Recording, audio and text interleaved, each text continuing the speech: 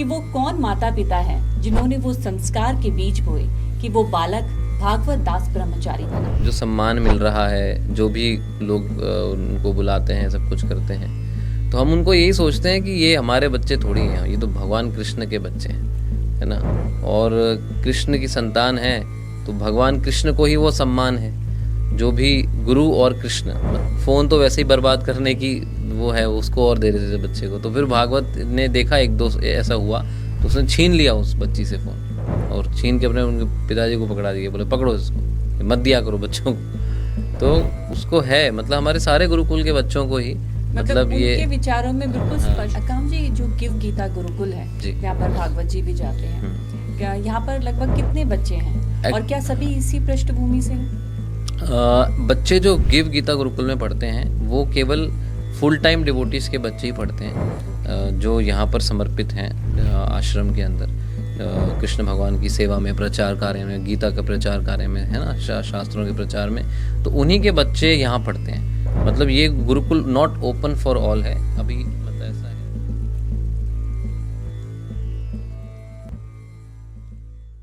बहुत बहुत स्वागत है आप सभी का पॉडकास्ट विद हिमांशी में।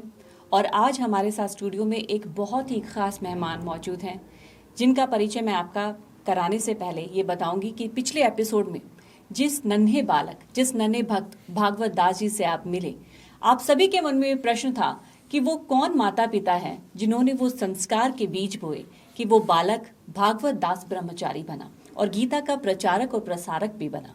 तो उनके पिता अकाम दास जी आज हमारे साथ स्टूडियो में मौजूद हैं। बहुत बहुत स्वागत है आपका अकाम दास जी। हरे Krishna ji, thank you very much. हरे कृष्ण, ये हमने भागवत जी से भी सीखा कि हेलो हाय छोड़िए और हरे कृष्ण बोलिए। बिल्कुल। और उनसे मिलके ये सवाल हम भी व्यक्तिगत तौर पर जानना चाहते थे कि वो कौन धन्य माता पिता है जो भागवत दास के पिता हैं। तो मैं सबसे पहला सवाल यही आपसे जानना चाहती हूँ कि जब पूरा समाज, आज पूरी दुनिया में जब भागवत जी को इतना सम्मान मिलता है, इतना प्रेम, इतना स्नेह मिलता है एक पिता के तौर पर, उस वक्त आप कैसा महसूस करते हैं? देखिए, एक्चुअली क्या है ना कि हम डिपेंड करता है, एक तो मतलब हम अपने आप को शरीर मानते हैं या आत्मा मानते हैं, क्या मानते हैं, है ना। उस पर डिपेंड करता है कि कैसा जो सम्मान मिल रहा है, जो भी लोग उनको बुलाते हैं, सब कुछ करते हैं, तो हम उनको यही सोचते हैं कि ये हमारे बच्चे थोड़ी हैं, ये तो भगवान कृष्ण के बच्चे हैं, है ना। और कृष्ण की संतान है तो भगवान कृष्ण को ही वो सम्मान है। जो भी गुरु और कृष्ण, मतलब अगर गुरु से ज्ञान प्राप्त नहीं हुआ होता तो ना हम बोल पाते कुछ, ना वो कुछ कह पाते। तो ये हमारे गुरुदेव, परम गुरुदेव श्रील प्रभुपाद जी और हमारे शिक्षा गुरु जी, उनकी कृपा है कि हम कुछ बोल पा रहे हैं, उनको कुछ सिखा पा रहे हैं। तो जो भी उनको कोई भी रिस्पेक्ट देता है, सम्मान देता है, तो वो सब कुछ सम्मान केवल हमारे गुरुदेव और भगवान श्री कृष्ण के लिए ही है। तो होता है तो अच्छा लगता है कि हाँ भाई चलो, अच्छा है कि कृष्ण भगवान की भक्ति मय सिस्टम के अंदर ही उसको ये सम्मान हो रहा है या जो भी हो रहा है। तो यही है, पर हमारा यही आशा रहती है, मन में यही रहता है। हम उनको भी ये सिखाते हैं कि बेटा, जब कोई आपको सम्मान करता है, कोई माला पहनाता है, तो हमारे गुरुजी कहते हैं कि माला का भार जो है ना, वो अच्छे अच्छे नहीं संभाल पाते हैं। नेता लोग पहन तो लेते हैं, परंतु सीधा एक माला पहनते ही मतलब पता नहीं कितने दूर तक अहंकार बढ़ जाता है हमारा, है ना। दूसरी माला डालेंगे और अहंकार बढ़ जाएगा। पर उन मालाओं के भार को संभालना बहुत मुश्किल है। तो वो कैसे संभलेगी? तो वो ऐसे ही संभलती है कि आपको जब कोई सम्मान करे तो वो सम्मान आप पीछे गुरु को ट्रांसफ़र कर दीजिए। ये आपने जो बात कही कि हाँ, माला का भार, हाँ, यानी कि एक जिम्मेदारी का भार भी साथ में आता है। बिल्कुल। और एक पिता के तौर पे क्या आप ये महसूस करते हैं कि मेरी भी जिम्मेदारी अब ज्यादा बढ़ जाती है, क्योंकि पूरी समाज में प्रतिष्ठा है, पहचान है अब? हाँ बिल्कुल, वो तो है ही। हमें पर्टिकुलर होना पड़ता है कि भाई बहुत इम्पोर्टेंट है कि भाई भागवत प्रभु जी से लोग इतना एक्सपेक्ट करते हैं कि भागवत उनको अच्छी अच्छी बातें बताए, कृष्ण भगवान के बारे में बताए, कुछ श्लोक समझाए, है ना। क्योंकि जो स्पेशली भागवत इसीलिए जाना जाता है पूरे मतलब सिस्टम वर्ल्ड में कि ये श्लोक बहुत अच्छे बोलते हैं, छोटे उम्र के हैं और बहुत अच्छी तरह से श्लोकों का उच्चारण करते हैं। इस तरह से मतलब वो जो हमारा रहता है कि इसलिए हम रेगुलर उनका स्टडीज़ वगैरह सब रेगुलर रखते हैं, जिससे कि उनको अच्छी अच्छी नई नई चीज़ें सीखने को मिले और वो दुनिया को सिखा सकें। ऐसा कोई पहला प्रसंग आपको याद है या अनुभव आपका इस तरह का रहा हो जब आपको याद हो कि नहीं, भागवत दास एक अलग राह पर, एक अलग मार्ग पर चलने वाला बच्चा है, पहली बार कोई श्लोक पढ़ा हो उसने, कुछ ऐसा याद करके बताइए। एक्चुअली क्या है कि मतलब वैसे तो हम आश्रम में रहते हैं, हाँ। और मैं खुद सॉफ्टवेयर इंजीनियर हूँ, पर मैंने अपना लाइफ कृष्णा कॉन्शियसनेस के प्रीचिंग में डेडिकेट किया। तो मैंने देखा कि बच्चे हैं, स्टूडेंट लाइफ है, मैंने अपनी स्कूल लाइफ देखी, स्टूडेंट में कॉलेज लाइफ देखी। तो मैंने ये देखा कि बच्चों को तो ये नॉलेज देना बहुत ज़रूरी होगा। अगर हमारे बच्चे होंगे तो हम उनको ये स्पिरिचुअल नॉलेज ज़रूर देंगे, नहीं तो उनकी गाड़ी अलग पटरी पे चली जाएगी। यानी घर का माहौल ही ऐसा था कि हाँ, उनको भागवत दास ब्रह्मचारी बनना ही था। पर फिर भी आपने पूछा है प्रश्न, तो मेरे को एकदम से याद आया कि जब भागवत लगभग 3 महीने या 2 महीने 3 महीने के ऐसे ही थे, तब बच्चा बोल नहीं पाता, बस ऊँ आ ऐसे ऐसे करता है। तो ऐसे ही हम उससे बुलवा रहे थे, हरि बोल, हरे कृष्णा, तो हरि बोल। तो उसने सेम, मेरे पास पता नहीं आज भी वो वीडियो क्लिप होगी नहीं होगी, अगर होगी तो मैं आपको दे दूंगा, आप लगा लीजिएगा इसमें। तो उसने सेम बोला, ऐसे बोला, हरि हरि बोल। मतलब छोटा सा बच्चा था, बहुत छोटा सा, बोल नहीं पाता बच्चा, तब उसने वो हरि बोल शब्द बोला। तो उस वक्त हमें लगा कि देखो इतना छोटा बच्चा है, इसको अभी से ये ऐसा हरि बोल बोल रहा है। तो काफ़ी हम एक दो लोगों को भेजा भी, तो उन्होंने भी बहुत अप्रिशिएट किया और कहा कि अरे ये तो भक्त आ गया आपके घर में। तो इसका फर्क। अच्छा, इतने छोटे बच्चे को संगत सही रहे, किसी बुरी संगत में ना पड़े, क्योंकि गुरुकुल में तो वैसे आपका माहौल ही ऐसा होगा कि इस तरह की कोई संभावना है नहीं, जी। लेकिन फिर भी कहीं कहीं स्ट्रिक्ट पेरेंट होना पड़ता है। बहुत ज़रूरी है, होना पड़ता है, और संगति के केस में तो बिल्कुल होना पड़ता है, क्योंकि हम मंदिर में रहते हैं, आश्रम है हमारा पूरा, यहाँ 16 एकड़ भूमि है गोवर्धन में। तो यहाँ पे मंदिर में तो सब प्रकार के लोग आते हैं। तो एक तो गुरुकुलीज डिवोटीज़ हैं, बच्चे हैं, वो तो सब लोग स्पिरिचुअल ही हैं, कोई दिक्कत नहीं है उनके साथ, तो संगत अच्छी ही है ना। तो उनमें वो कुछ सीखते हैं, सिखाते हैं। पर जब बाहर के कुछ बच्चे आते हैं, बाहर से लोग आते हैं, तो उनको बाहर की दुनिया का पूरा ज्ञान है। तो जैसे कि बॉलीवुड भी है ना, और भी सब कुछ वो जानते हैं, ABCD, कार्टून नेटवर्क और ये सब। तो हम अपने बच्चों को उन बच्चों से मिक्स नहीं होने देते। कैसे कर पाते हैं ऐसा? हम इनको भी पता है, बच्चों को भी मालूम है कि भैया ये बच्चे बाहर से आए हैं, तो इसलिए इनके साथ हमें मिक्स नहीं होना। सब गुरुकुल के बच्चों को ऑलरेडी हम पहले से ही ये बोल देते हैं कि देखिए आप एक अलग लेवल के बच्चे हैं, आपको कृष्णा कॉन्शियसनेस में ही अपना जीवन देना है, सब कुछ करना है। तो हमें कोई ऐसा संग नहीं करना, कोई ऐसी बात नहीं करनी, है ना, किसी से ऐसा मिलना नहीं है, जो भी बाहर से भी आते हैं बच्चे, जो कि आपको कुछ गलत सिखाएं या कुछ भी, क्योंकि हमें सीखना ही नहीं है उल्टा सीधा कुछ भी, केवल कृष्ण भगवान के बारे में ही जानना है हमें और कुछ जानना ही नहीं। तो अच्छा, कभी इस तरह से भागवत ने आपसे कहा है कि पिताजी मुझे फोन चाहिए, क्योंकि फोन तो यूज करते ही हैं। नहीं, भागवत फ़ोन नहीं यूज़ करता। नहीं, जैसे घर में फोन यूज होता है। हाँ, हम लोग करते हैं। तो ऐसा नहीं है, उनको पहले से ही पता है, बल्कि वो तो अगर कोई बच्चा यूज़ भी कर रहा होता है फ़ोन, तो उससे भी छीन के उनके पेरेंट्स को दे देते हैं, अरे और वाह। कहते हैं कि मतलब ये फ़ोन बच्चों को मत दिया करो, ये बच्चों को देने की चीज़ नहीं है। बहुत सही कहते हैं। हाँ, क्योंकि हम एक बार गए थे जब वहाँ पे इंडियन आइडल का जो शो था, सुपरस्टार सिंगर्स में जो हम गए थे, तो वहाँ पे छोटे छोटे बच्चे ही थे, 4-4 5-5 साल के थे। तब भागवत लगभग 3 साढ़े 3 साल के थे। तो जब हम वहाँ गए, तो माँ बाप जो है वो अपने बच्चों को फ़ोन दे देते थे कि भाई देखो अब तुम्हें गाना गाना है, तो अब अच्छी तरह गाना है। तो वो कहती ठीक है, आप मुझे फिर फ़ोन दोगे तब तो मैं गाऊंगी। हैं छोटे छोटे बच्चे बच्चियाँ, तो ठीक है कहते फ़ोन दे देंगे तेरे को, अच्छा गाना तू वहाँ पे स्टेज पे। तो फ़ोन दे देते थे उसको, बच्चे को। तो इस तरह से लालच देके, और मतलब फ़ोन दे के, बताओ फ़ोन तो वैसे ही बर्बाद करने की वो है, उसको और दे देते थे बच्चे को। तो फिर भागवत ने देखा एक दो ऐसा हुआ, तो उसने छीन लिया उस बच्ची से फ़ोन, और छीन के उनके पिताजी को पकड़ा दिया, बोले पकड़ो इसको, मत दिया करो बच्चों को। तो उसको है, मतलब हमारे सारे गुरुकुल के बच्चों को ही मतलब ये उनके विचारों में बिल्कुल स्पष्टता है, हाँ ये नहीं करना ये नहीं करना है ये। तो वहां पे आपको भी बहुत एफर्ट करने की जरूरत नहीं ज़रूरत पड़ती। ना, हाँ ज़रूरत नहीं है, उनको मालूम है कि भाई अपने को इससे मतलब ही नहीं है कोई। मैं वो नेचुरली ही मूल रूप से ही उनका व्यवहार ही ऐसा है कि उनके भटकने की संभावना ना के हाँ बराबर। नहीं ये है, बहुत अच्छी बात है। क्योंकि एक्चुअली एक बार्ड वायर लगाना पड़ता है। कहने का मतलब ये है कि जब भी आप कोई फसल करते हो तो उस फसल के चारों तरफ आपको वायरिंग करनी पड़ती है कि भाई कोई गाय ना आ जाए, कोई जानवर ना आ जाए, है ना, वो फसल बिगाड़ दे। तो उसी तरह से हर माँ बाप को अपने बच्चों के लिए एक बार्ड फेंसिंग तो करनी ही पड़ेगी, है ना, जिससे कि बाहर क्या कोई भी ऐसा क्या कहते हैं उसको, कोई भी ऐसा ऐसी कोई नेगेटिव चीज़ नहीं है जो कि आपके बच्चों के पास आ जाए, है ना। ऐसे आपको कोशिश करनी चाहिए कि ऐसा कुछ फेंसिंग लगाओ, अपने संघ की फेंसिंग लगाओ कि किससे संग कर रहा है, किससे नहीं कर रहा, रेगुलर चेक रखो बच्चों पे।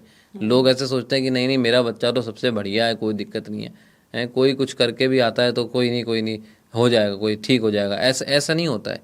बच्चों को जब आप पाल रहे हो तो बहुत बड़ी जिम्मेदारी है, तो उसके अंदर आप रेगुलर चेक रखना बहुत ज़रूरी है। अगर आपने टाइम पे चेक नहीं रखा, कहीं इधर उधर बच्चा हो गया, कहीं उसकी कोई आदत लग गई, कहीं कुछ गलत वो संगति में पड़ गया, तो उसको छुड़ाना फिर बहुत मुश्किल हो जाता है। जी अकाम जी, जो गिव गीता गुरुकुल है जी यहाँ पर भागवत जी भी जाते हैं, क्या यहाँ पर लगभग कितने बच्चे हैं और क्या सभी इसी पृष्ठभूमि से हैं?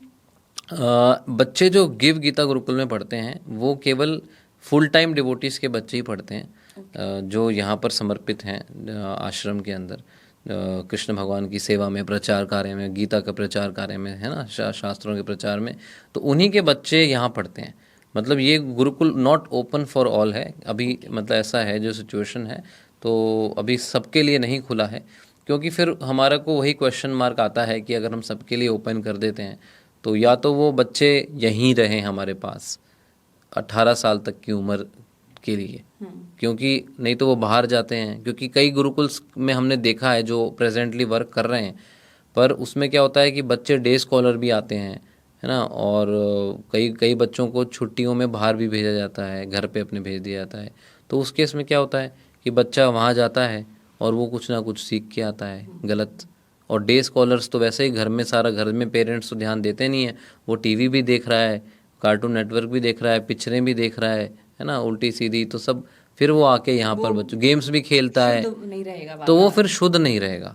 तो उस शुद्धता को मेंटेन करने के लिए ही हमने ऐसा सिर्फ डिवोटीज के जो डिवोटीज बच्चे के हैं। बच्चे जो जिनके माँ बाप चाहते हैं कि हाँ भाई मेरा बच्चा वास्तव में भक्त बने, वो खुद भी वही उसी लाइन में है, तो और जो यहाँ फुल टाइम है उन्हीं के बच्चे यहाँ अगर पे। किसी सामान्य परिवार से आने वाला बच्चा है और उसके माता पिता इस बात के लिए तैयार हो जाएं कि वो 18 वर्ष तक यहीं रहेगा, किसी भी बाहरी दुनिया से परिचित नहीं होगा, तो क्या फिर उन्हें आने वाले समय में इस तरह की कोई योजना हाँ है कि बिल्कुल किया जा सकता बिल्कुल करा जा सकता है, उसके लिए योजना है, उसके लिए बिल्डिंग भी अलग बनेगी, सब कार्य होने हैं।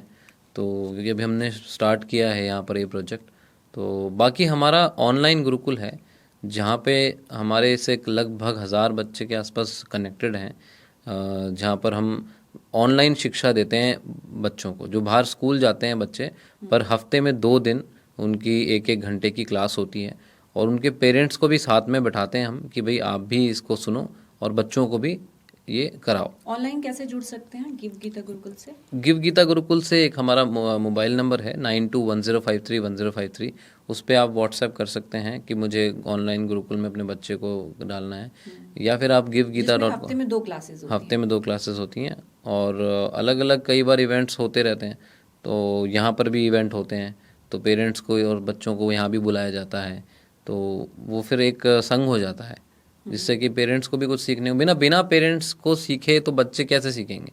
ऐसा तो हो नहीं सकता कि पेरेंट्स अलग सीख रहे हैं, बच्चे अलग चीज़ सीख रहे हैं, क्योंकि पेरेंट्स का माइंड सेट भी तो होना चाहिए ना कि हाँ भाई मुझे मेरे बच्चे को ये सिखाना है।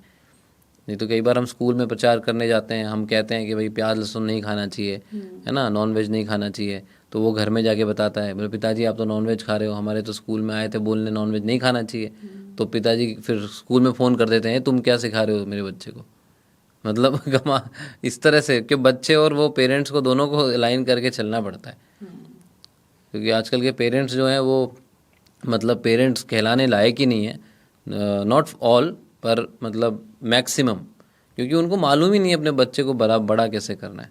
वो तो जैसे जानवर होता है ना, जानवर क्या करता है, अपने बच्चे को खाना खिला देता है, थोड़ा सा है उसको थोड़ा शेल्टर दे देता है, यही तो जानवर करता है अपने बच्चे के साथ, और वही हम कर रहे हैं। तो हम में और जानवर में फ़र्क क्या है? बिल्कुल, जीवन की दिशा और संस्कार वो थोड़ी ये देते कहीं हैं। मिसिंग हो रहे हैं। हाँ, कहीं नहीं, पूरी तरह मिसिंग। पूरी तरह missing। ये भागवत जी की जो पूज्य माता जी हैं सांची जी, वो उनके साथ रहती हैं गुरुकुल में।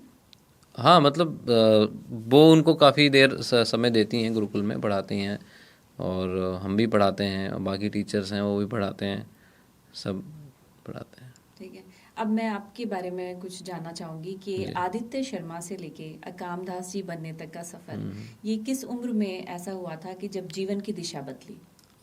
मैं 12th क्लास पास किया था मैंने स्कूल में, स्कूल से, और उसके बाद मैं कॉलेज में मेरा एडमिशन हो गया था, और मैं बस कॉलेज में जाने ही वाला था। फ्रेंड्स लोगों के साथ काफ़ी घूमते थे फिरते, ऐसे मतलब करते थे। तो अचानक मेरे माताजी ने कहा कि भाई आप, एक गुरुजी हैं वो वृंदावन से आए हैं, और उनका एक सेमिनार है, उसमें चलना है आपको। तो मैंने मेरी माताजी को मना करा कि भाई मैं तो नहीं जाऊंगा, मैं नहीं जाता गुरुओं के चक्कर में। तब यंगस्टर्स मतलब ऐसे ही सोच के हैं, क्योंकि हमें बचपन से सिखाया तो गया नहीं संस्कार क्या होता है, वैष्णव क्या होता है, गुरु कौन होता है ना। कुछ कुछ फॉर्चुनेट लोग हैं, बच्चे हैं, उनको तो बचपन में सिखा दिया जाता था, हम नहीं थे, हैं। मैक्सिमम नहीं होते, 99% नहीं है। सही कह रहे हैं आप। तो हमें भी नहीं मालूम था क्या है, क्या क्या होता है ना। ना तो कोई बड़ों की इज्जत करी, ना कभी किसी वैष्णव की, ना गुरु की। बस ठीक है जो है। भगवान को भी मंदिर में गए तो भी अपने लिए ही इस्तेमाल किया कि ये भगवान दे मेरा ये दीजिए, काम हो भगवान जाए, वो काम करवा हाँ वो दीजिए। काम करवा दीजिए। तो मतलब यही, मतलब शिक्षा नहीं मिली प्रॉपर। स्कूल में तो शिक्षा देते नहीं हैं, उसमें तो पैसे कमाने की शिक्षा देते हैं कि भाई पैसे कैसे कमाना है ना। तो अब फिर पर मेरी माता जी ने मुझे कहा कि नहीं तुम्हें चलना है। मैंने कहा मैं नहीं जाऊँगा। तो मेरी माता जी ने कहा चलो ठीक है, मेरे को छोड़ के आ जाना। मैंने कहा ठीक है, छोड़ के आ जाऊँगा। तो मैंने मेरे फ्रेंड्स को वहीं कॉल कर लिया कि आप आ जाना, वहीं पे अपन चलेंगे घूमने। पर भगवान कृष्ण अपनी बंसुरी बजाते हैं, वो जिसको उनको पकड़ना होता है वो पकड़ ही लेते हैं। तो उन्होंने मुझे पकड़ लिया, उन्होंने मेरे दोस्तों की गाड़ी पंचर कर दी। मैं वेट करता रहा बाहर उनका। मेरी माता जी चली गई अंदर। तो अंदर लेक्चर चल रहा था, लेक्चर चलते चलते एकदम से मेरी माता जी पानी पीने बाहर आई। उन्होंने मुझे देखा मैं वहीं खड़ा हूँ। उन्होंने कहा तुम यहीं खड़े हो अभी भी, अंदर आ जाओ। मैंने कहा चलो ठीक है आता हूँ। मैं अंदर बैठ गया, मैं वेट कर रहा था फ्रेंड्स का। तो अंदर बैठा तो अंदर मेरे जो शिक्षा गुरु हैं डॉक्टर वृंदावन चंद्रदास जी, वो पीएचडी हैं भगवत गीता पे। उन्होंने भगवत गीता के अंदर, भगवत गीता के ऊपर वो 7 डेज़ का सेमिनार करते हैं, जिसमें वो अलग अलग थीमेटिक प्रेजेंटेशन देते हैं भगवत गीता की। तो वही सेमिनार लाइव चल रहा था वहाँ पे, जो कि हम अक्सर प्रचार भी करते हैं। givegita.com पे आप जाइए, भगवत गीता का कोर्स सुनिए। तो वहाँ पे उन्होंने जो लेक्चर दे रहे थे, तो बहुत ही सिस्टमेटिकली वो समझा रहे थे कि क्या जीवन का लक्ष्य है, क्या हमें करना चाहिए, क्या हमारे मन में क्वेश्चंस आते हैं, है ना। कि स्कूल लाइफ, जैसे मैं स्कूल में था, ठीक है, अभी भी ब्रेन इतना डेवलप नहीं था, मैं इतना मैच्योर नहीं था कि क्या ज़िंदगी है, क्या जीवन है। बस जैसे यंगस्टर सोचते हैं अरे कुछ नहीं है, सब चल जाएगा, सब हो जाएगा, है। तो पर असली बात क्या है कि उन्होंने ऐसे ही प्रश्न किया वहीं से ही कि भाई जीवन का लक्ष्य क्या है। तो मैंने कहा जीवन का लक्ष्य मृत्यु है। तो उन्होंने कहा कि मूर्ख मूर्ख हो तुम, जीवन का लक्ष्य मृत्यु होता है।